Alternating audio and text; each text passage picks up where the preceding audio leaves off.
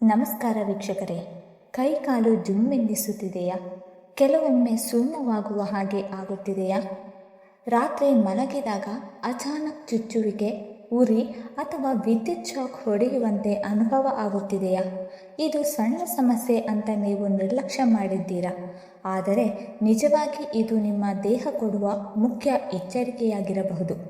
ಕೈಕಾಲು ಜುಮ್ಮೆನ್ನಿಸುವಿಕೆ ನಾವು ದಿನನಿತ್ಯದಲ್ಲಿ ಅನುಭವಿಸುವ ಒಂದು ಸಣ್ಣ ಸಮಸ್ಯೆಯಂತೆ ಕಾಣಬಹುದು.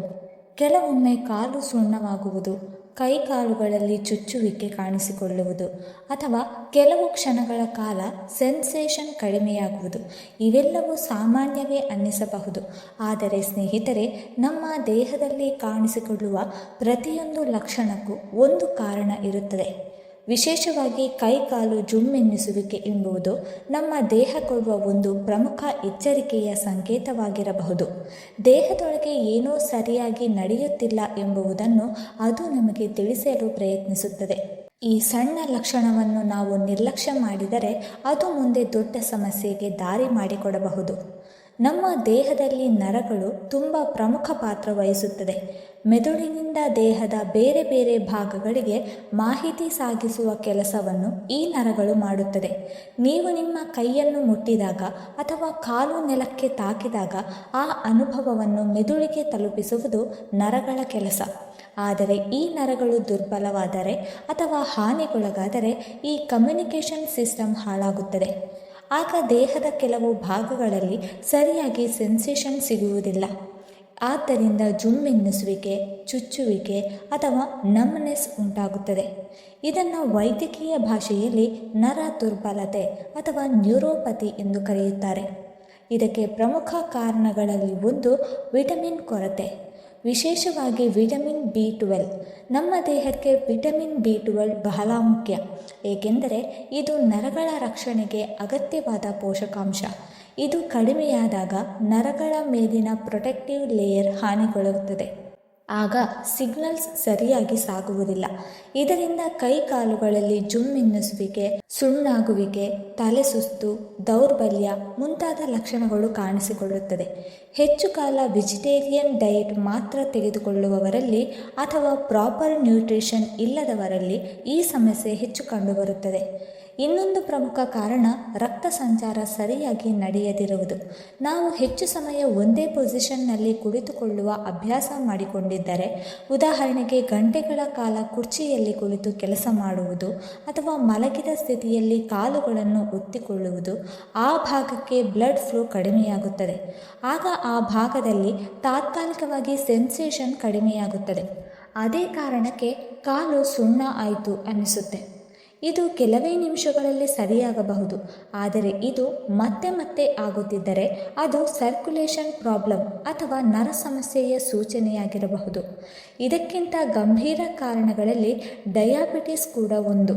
ಸಕ್ಕರೆ ಕಾಯಿಲೆ ಇರುವವರಲ್ಲಿ ಬ್ಲಡ್ ಶುಗರ್ ಲೆವೆಲ್ ಹೆಚ್ಚು ಇದ್ದರೆ ಅದು ನರಗಳ ಮೇಲೆ ಪರಿಣಾಮ ಬೀರುತ್ತದೆ. ನಿಧಾನವಾಗಿ ನರಗಳು ಡ್ಯಾಮೇಜ್ ಆಗುತ್ತದೆ.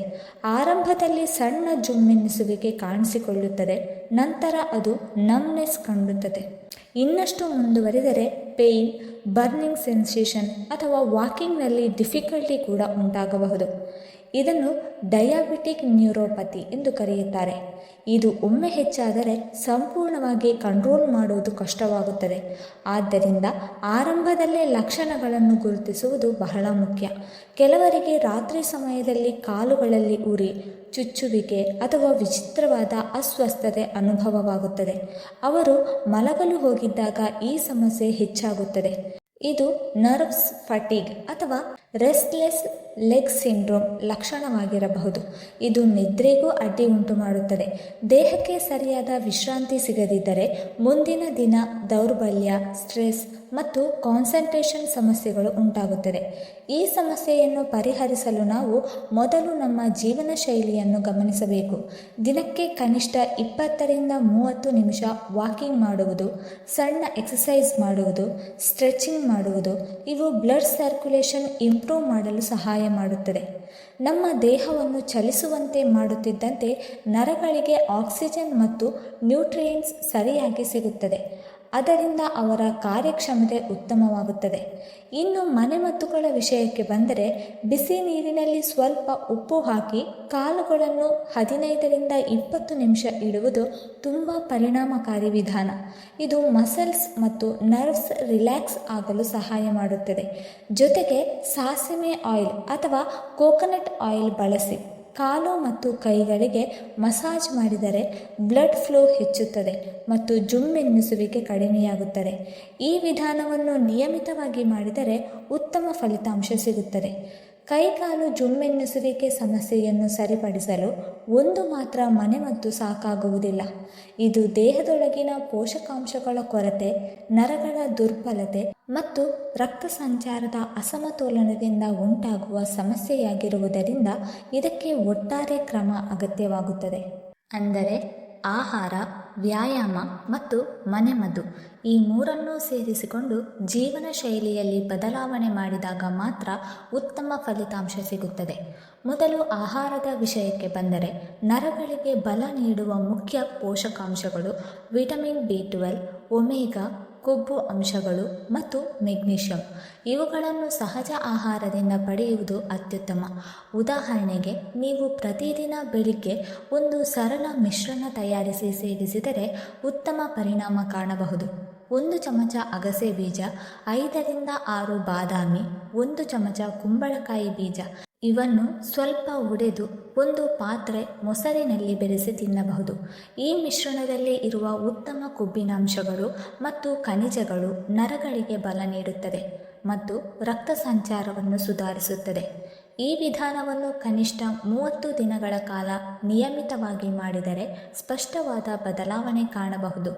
ಇನ್ನೊಂದು ಪರಿಣಾಮಕಾರಿ ವಿಧಾನ ಎಂದರೆ ಹಾಲು ಮತ್ತು ಅರಶಿನದ ಸಂಯೋಜನೆ. ರಾತ್ರಿ ಮಲಗುವ ಮೊದಲು 1 ಗ್ಲಾಸ್ ಬಿಸಿ ಹಾಲಿಗೆ ಅರ್ಧ ಚಮಚ ಅರಶಿನ ಮತ್ತು ಸ್ವಲ್ಪ ಕರಿಮೆಣಸು ಹಾಕಿ ಕುಡಿಯುವುದು ದೇಹದೊಳಗಿನ ಉರಿಯೂತವನ್ನು ಕಡಿಮೆ ಮಾಡುತ್ತದೆ. ಅರಶಿನದಲ್ಲಿರುವ ಔಷಧೀಯ ಗುಣ ನರಗಳನ್ನು ರಕ್ಷಿಸಲು ಸಹಾಯ ಮಾಡುತ್ತದೆ ಮತ್ತು ಜುಮ್ಮೆನ್ನಿಸುವಿಕೆ ನಿಧಾನವಾಗಿ ಕಡಿಮೆಯಾಗುತ್ತದೆ. ಮತ್ತೊಂದು ಸರಳ ಆದರೆ ಪರಿಣಾಮಕಾರಿ ವಿಧಾನ ಎಂದರೆ ಬೆಳ್ಳುಳ್ಳಿ ಸೇವನೆ. ಬೆಳಿಗ್ಗೆ ಖಾಲಿ ಹೊಟ್ಟೆಯಲ್ಲಿ 1 ಅಥವಾ 2 ಬೆಳ್ಳುಳ್ಳಿ ಕಾಳುಗಳನ್ನು ಸೇವಿಸುವುದರಿಂದ ರಕ್ತ ಸಂಚಾರ ಸುಧಾರಿಸುತ್ತದೆ. ಇದು ರಕ್ತನಾಳಗಳಲ್ಲಿ ಉಂಟಾಗುವ ಸಣ್ಣ ತಡೆಗಳನ್ನು ನಿವಾರಿಸಿ ಕೈ ಕಾಲುಗಳಿಗೆ ಸರಿಯಾದ ರಕ್ತದ ಹರಿವನ್ನು ಒದಗಿಸುತ್ತದೆ. ಇದರ ಪರಿಣಾಮವಾಗಿ ಜುಮ್ಮೆನ್ನಿಸುವಿಕೆ ಕಡಿಮೆಯಾಗುತ್ತದೆ. ನರಗಳ ಆರೋಗ್ಯಕ್ಕಾಗಿ ಬಾಳೆಹಣ್ಣು ಕೂಡ ಉತ್ತಮ ಆಯ್ಕೆಯಾಗಿದೆ. ಇದರಲ್ಲಿರುವ ಪೊಟ್ಯಾಷಿಯಂ ಮತ್ತು ಮೆಗ್ನೀಷಿಯಂ ನರಗಳನ್ನು ಮತ್ತು ಸ್ನಾಯುಗಳನ್ನು ಸಡಿಲಗೊಳಿಸಲು ಸಹಾಯ ಮಾಡುತ್ತದೆ.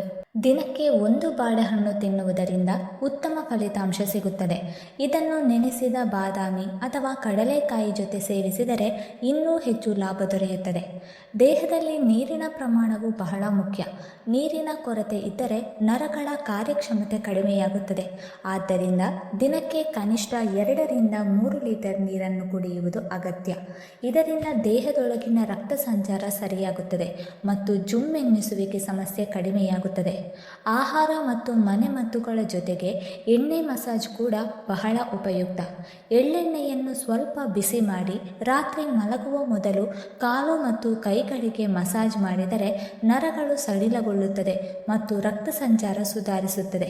ಇದು ನಿದ್ರೆಯ ಗುಣಮಟ್ಟವನ್ನು ಉತ್ತಮಗೊಳಿಸುತ್ತದೆ. ಇದಕ್ಕೆ ಜೊತೆಗೆ ಸಣ್ಣ ವ್ಯಾಯಾಮಗಳು ಸಹ ಮುಖ್ಯ. ಕಾಲುಗಳನ್ನು ಸುತ್ತಿಸುವುದು, ಬೆರಳುಗಳನ್ನು ಚಲಿಸುವುದು, ಕೈಗಳ ಚಲನೆ ಇಂತಹ ಸರಳ ವ್ಯಾಯಾಮಗಳನ್ನು ಪ್ರತಿದಿನ 10 ನಿಮಿಷ ಮಾಡಿದರೆ ನರಗಳು ಸಕ್ರಿಯವಾಗುತ್ತದೆ ಮತ್ತು ಸಮಸ್ಯೆ ಕಡಿಮೆಯಾಗುತ್ತದೆ. 1 ಮಾತ್ರೆ ತೆಗೆದುಕೊಂಡರೆ ಈ ಸಮಸ್ಯೆ ಹೋಗುವುದಿಲ್ಲ. ಆದರೆ ಈ 3 ಕಾಂಬಿನೇಷನನ್ನು ನಿಮ್ಮ ದಿನನಿತ್ಯ ಜೀವನದಲ್ಲಿ ಸೇರಿಸಿದರೆ ನಿಧಾನವಾಗಿ ನಿಮ್ಮ ನರಗಳು ಮತ್ತೆ ಬಲವಾಗುತ್ತದೆ. ಆದರೆ ಒಂದು ಮುಖ್ಯ ಸಂಗತಿ ಏನೆಂದರೆ, ಈ ಎಲ್ಲ ಕ್ರಮಗಳನ್ನು ಅನುಸರಿಸಿದರೂ 2 ಅಥವಾ 3 ವಾರಗಳಲ್ಲಿ ಯಾವುದೇ ಸುಧಾರಣೆ ಕಾಣದಿದ್ದರೆ ಅಥವಾ ಸಮಸ್ಯೆ ಹೆಚ್ಚಾಗುತ್ತಿದ್ದರೆ ತಕ್ಷಣ ವೈದ್ಯರನ್ನು ಸಂಪರ್ಕಿಸುವುದು ಅತ್ಯವಶ್ಯಕ. ಕೆಲವೊಮ್ಮೆ ಇದು ಸಕ್ಕರೆ ಕಾಯಿಲೆ, ಥೈರಾಯ್ಡ್ ಅಥವಾ ಗಂಭೀರ ಪೋಷಕಾಂಶ ಕೊರತೆಯ ಸೂಚನೆಯಾಗಿರಬಹುದು. ಹಾಗಿದ್ದರೆ ಸ್ನೇಹಿತರೆ, ಕೈಕಾಲು ಜುಮ್ಮೆನ್ನಿಸುವಿಕೆ ಸಣ್ಣ ವಿಷಯ ಅಲ್ಲ. ಇದು ನಿಮ್ಮ ದೇಹದ ಇಂಪಾರ್ಟೆಂಟ್ ವಾರ್ನಿಂಗ್. ಇವತ್ತಿನಿಂದಲೇ ನಿಮ್ಮ ಆರೋಗ್ಯದ ಕಡೆ ಗಮನ ಕೊಡಿ. ಸಣ್ಣ ಬದಲಾವಣೆ ಮಾಡಿದರೆ ದೊಡ್ಡ ಸಮಸ್ಯೆ ತಪ್ಪಿಸಬಹುದು. ಈ ವಿಡಿಯೋ ನಿಮಗೆ ಉಪಯೋಗವಾಗಿದ್ದರೆ ತಪ್ಪದೇ ಲೈಕ್ ಮಾಡಿ, ನಿಮ್ಮ ಕುಟುಂಬದವರ ಜೊತೆ ಶೇರ್ ಮಾಡಿ. ಇನ್ನಷ್ಟು ಆರೋಗ್ಯಕರ ಮಾಹಿತಿಗಾಗಿ ನಮ್ಮ ಚಾನಲನ್ನು ಸಬ್ಸ್ಕ್ರೈಬ್ ಮಾಡಿರಿ. ಧನ್ಯವಾದಗಳು.